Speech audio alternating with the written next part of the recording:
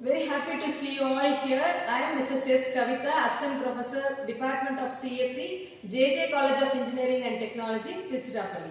Here I am going to give the basic concept of digital principles and computer organization. This is the paper for third semester students. And now if we are going for any paper, we have to start with the course objectives, because if a student knows what is the objective of the paper, then he can go for the strengthening of the paper. So now we are starting with the objectives. The first objective is to analyze and design combinational circuits. The first unit will be entirely dealing with combinational circuits, where combinational circuits means the circuits will be combining all the gates, and the main thing is the output of combinational circuit is depending only on the present input.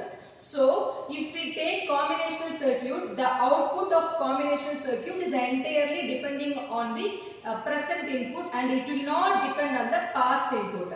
So the first unit, after the completion of the first unit, the student can be able to know what is combinational circuit, what are the applications, what are the examples. Here we have many examples like adders, subtractors, multiplexers, demultiplexers, encoders and decoders. And now we are moving with the second objective. It is to analyze and design sequential circuit. First thing, we have to know what is the difference between combinational circuit and sequential circuit. The term sequential refers to, it depends upon the feedback, which means that the output of the sequential circuit will depend not only on the present input but also on the past input. So it uses the combination of both the present and past. So it is said to be a sequential circuit. So once if we identify this, we can go for the applications and examples. Here we can have many examples like flip-flops, counters, registers, etc. And we are coming for the third one, to understand the basic structure and operation of a digital computer. So we people know what is a computer, but we have to deeply go into that structure, and we have to see what is the diagram which we have seen in the past, and what are the changes now we are seeing in the present. So there are different kinds of architecture where we started from the past and now we are into the present. For example, if we are taking a computer architecture, you can see input-output unit, memory units, CPU, ALU and all the buses. So we have to know about the entire structure. This third unit will be dealing about the entire structure. And fourth unit will be going with to study the design of data path unit, control unit for processor, and to familiarize with the hazards. See, up to third unit we have learnt what is a computer. Next, if we are giving an instruction to the computer, a student first identify what are the set of operations to be performed inside the computer. Similarly, the system should understand what are the process. So all these steps are explained only by executing the instruction, which means that we have to know the data flow. If we are giving the instruction, how the instruction is working. So what is the starting point and what is the end point, we have to know. That is called as data flow. So that the data part will be explained in fourth unit. Apart from that, this control unit plays very important role in the processor, where it will be providing the control signals for the entire processor. We will be seeing that. So once we are learning all these things, we have to come up with the hazards, which means that what are the problems we are getting while the data is traveling from top to bottom. So all this will be discussed in fourth unit. And finally, in fifth unit, we will be coming with the understanding the concept of various memories and interfacing.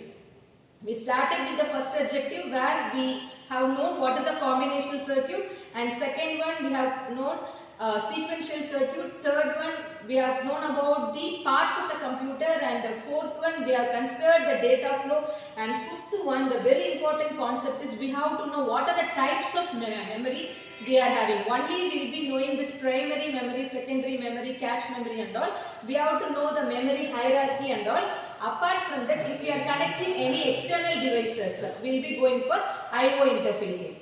And then if a student is finishing these objectives, next he has to know what is the outcome. So if he knows the outcome only, he will be interested in learning the subject specifically. So once he know all the objectives, he will be coming for this outcomes. So here the first outcome is he can be able to design various combinational digital circuits using logic gates. So in the first unit we will be dealing all half adder, full adder, multiplexers, demultiplexers, encoders and decoders. All the designs will be taught by means of a K-map. So once that was over, he can be able to design the circuit by himself or herself. And second outcome is he or she can be able to design sequential circuit and analyze the design procedure. So we will be telling all the information, basic information. Apart from that, we will be telling what is a flip-flop, what is a latch, and what is an encoder, what is a decoder, everything we will be telling. So at the end of the session, we will be able to design sequential circuit by himself or herself. And third one, after learning the fundamentals of the computers, he can analyze the execution of the program. Student can execute the program, but the main thing is he has to analyze. Once he know the parts of the computer only, he can analyze that. And number 4, the fourth outcome is very important. He will be able to analyze different types of control design and design hazards, because once he knows the set of instruction to be executed, he knows what is pipelining. Because if you are executing the instruction, the first step he has to take that instruction and he has to decode that, execute that. There are many steps. So during when he is going into that steps, he will be coming with a problem called hazards. So he will be able to analyze that. And finally, since he knows all the memory system, he can be able to identify the characteristics of various memory systems and the input-output interface which we are going to do. So this is about the objectives and outcomes, and then we can come with a small example of a combinational circuit. So as I already told you that combinational circuit means the output of the system entirely depending only on the present variables and not on the previous variable.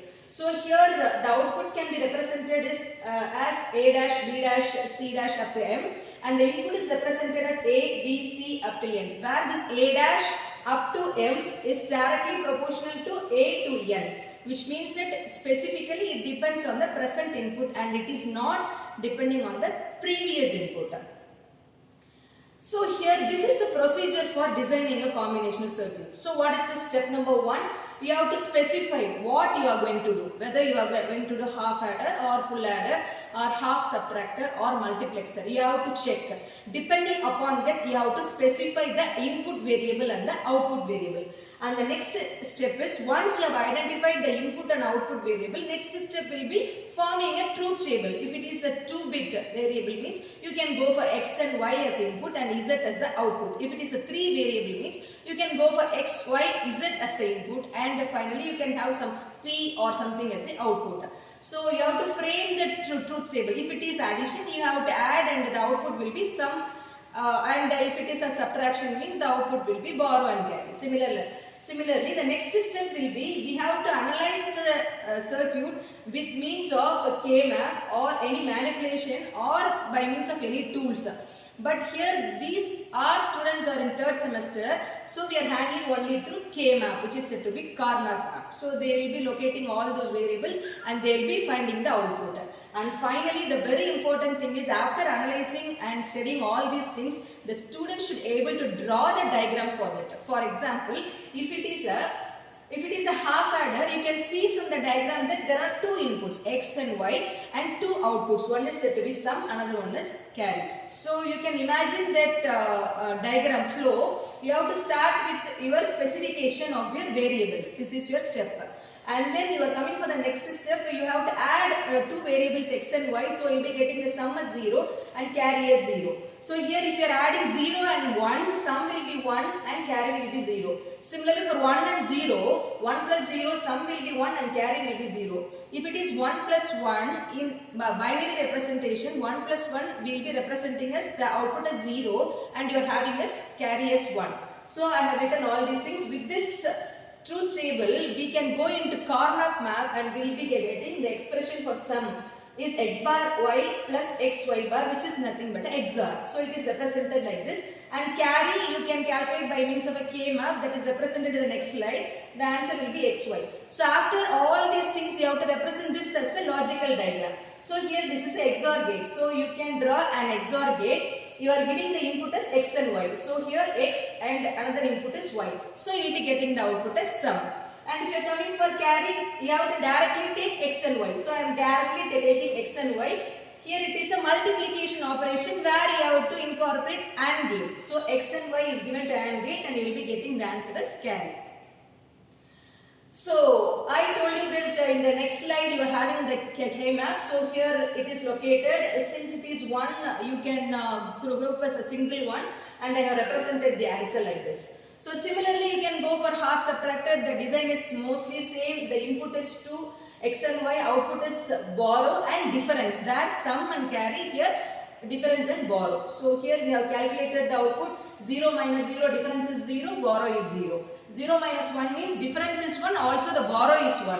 And 1 minus 0 is difference is 1 and borrow is 0. And 1 minus 1, all you know that output will be equal to 0. Similarly, you have to go for the K map and you have to find the expression for borrow and difference, and then you have to represent this. So here you are in need of a NOT gate because the output is x bar y. So here I have introduced a NOT gate. So this is the process of representing a combinational circuit. So I want to recap that combinational circuit is, the output will be entirely depending on the present input. There are many examples. We have seen only half adder and half subtractor. By means of the flow chart, we have started the program with identifying the variables. What are the input variables? What are the output variables? And then we have come with the truth table, and we have gone with the K map, and finally with the logic diagram. So this is the basic procedure for designing all the combinational circuit. Similarly, you can go with the multiplexer, demultiplexer and all. And thanks for the opportunity. Thank you.